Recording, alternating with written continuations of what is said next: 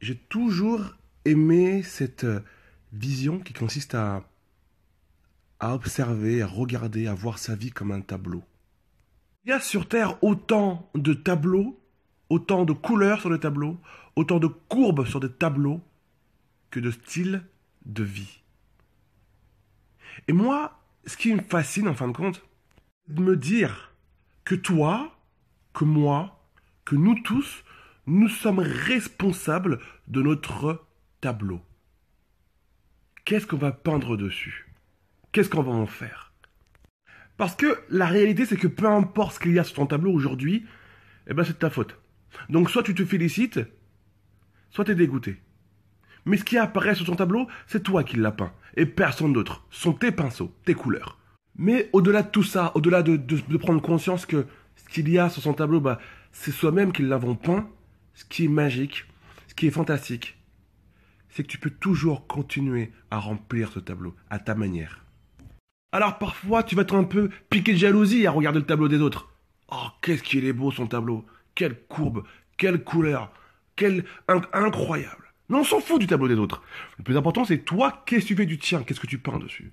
Mais j'ai une bonne nouvelle pour toi. Peu importe ce que tu as peint sur ce tableau. Peu importe que ça ressemble à un dessin d'enfant de 3 ans. Tant qu'il y a quelque chose sur ton tableau, ça veut dire que tu fais des choses et que tu te bouges. Alors le problème, il est où en fin de compte? Où est le souci après tout? Le problème, c'est qu'il y a des tableaux qui restent vides. Absolument vides. Tout blanc. Rien. Que dalle. Alors, on va arrêter de parler de tableau un petit peu et rentrer un peu dans le, dans le monde réel. C'est quoi un tableau blanc? Dans le monde réel, dans le monde dans lequel tu vis toi, là, maintenant, tout de suite, c'est quoi un tableau blanc? Un tableau blanc, c'est la vie d'une femme qui a décidé, pour mille raisons, que avoir une vie qui lui ressemble et qui lui plaît, ça n'était pas accessible. Et du coup, les semaines passent, les mois passent, les années passent, et tout ce qui lui tient à cœur, tout ce qui est important pour elle, tous ses rêves, tous ses objectifs, elle décide de les mettre de côté parce que non, c'est pour les petits enfants les rêves, c'est pas pour les grands. Le problème, c'est que lorsqu'on est petit, on est suffisamment dingue, suffisamment barge, suffisamment fou pour avoir des rêves et se dire qu'on va les réaliser. Et un jour on grandit, un jour tu deviens une femme, une adulte, et tu te dis que tu n'as plus le droit d'être barge. Voilà comment à 30 ans, à 35 ans, à 40 ans, à 50 ans, à 60 ans, à 70 ans, on a des femmes qui ont un tableau absolument tout blanc. Vous devez, les filles, absolument tout faire pour rester des barges, pour rester de grandes folles, de grandes rêveuses, pour pouvoir rendre réelles des choses que la plupart des gens vont considérer comme impossibles. Vous devez refuser de laisser votre tableau blanc. Un tableau n'est pas fait pour rester blanc. Un mur, il peut rester blanc. Une porte d'étagère peut rester blanche. Mais pas un tableau. Pas le tien. Donc pose-toi la question ce matin. Qu'est-ce que je fais dans ma vie pour faire en sorte que mon tableau ne reste pas blanc? Pour faire en sorte que les peu de couleurs que je pose dessus me plaisent, me parlent? Qu'est-ce que je fais vraiment? Ce n'est pas impossible d'avoir une vie qu'on aime passionnément. C'est pas facile.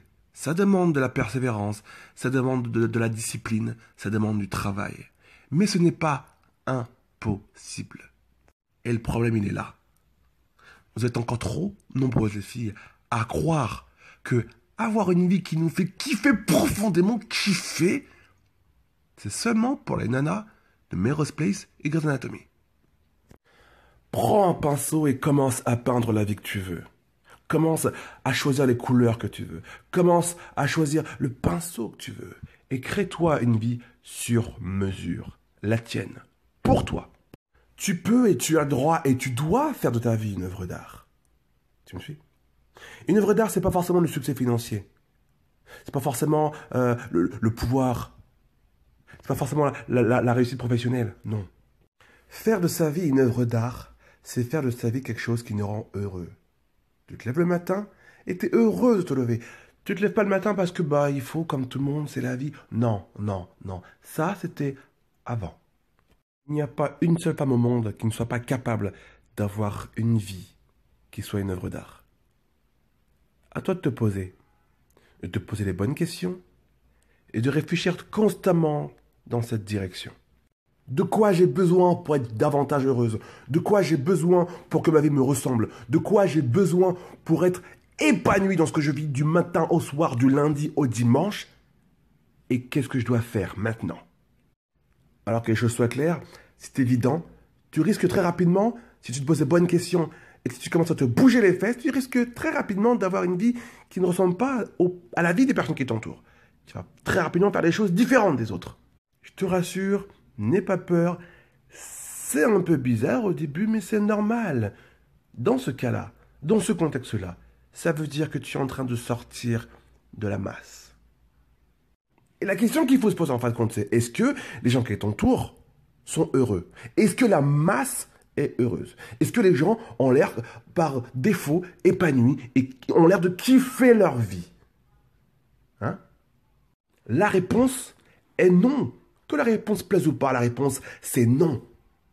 C'est pour ça que toi, si tu veux être heureuse, si tu veux être épanoui, tu dois sortir de tout ce boulgui-boulga, de cette petite soupe. Et si tu te demandes si tu en es capable, je te le dis maintenant et je te le répéterai encore longtemps.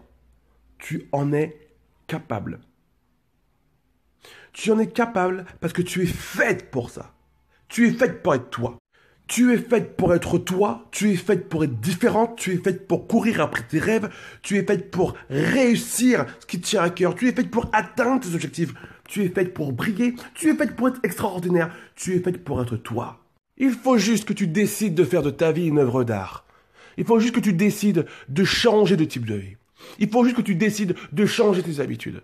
Il faut juste que tu décides de te prendre enfin au sérieux. Je ne connais aucune femme qui ait pris la décision de changer de vie. Je ne connais aucune femme qui ait pris la décision de changer de type de vie. Je ne connais aucune femme qui ait pris la décision de changer sa vie et qui, 6 mois plus tard, soit encore au même point. Alors, décide, prends la décision et passe à l'action. Et regarde ce qui se passe. Et tu vas te rendre compte très rapidement que ton tableau va progressivement te ressembler à toi. Nous sommes lundi. Tu as 7 jours devant toi. 7 jours pour t'améliorer. 7 jours pour prendre des décisions qui vont réellement avoir un impact puissant dans ta vie et qui vont changer ta vie. Alors prends le bon pinceau et commence à peindre ton tableau. Let's go.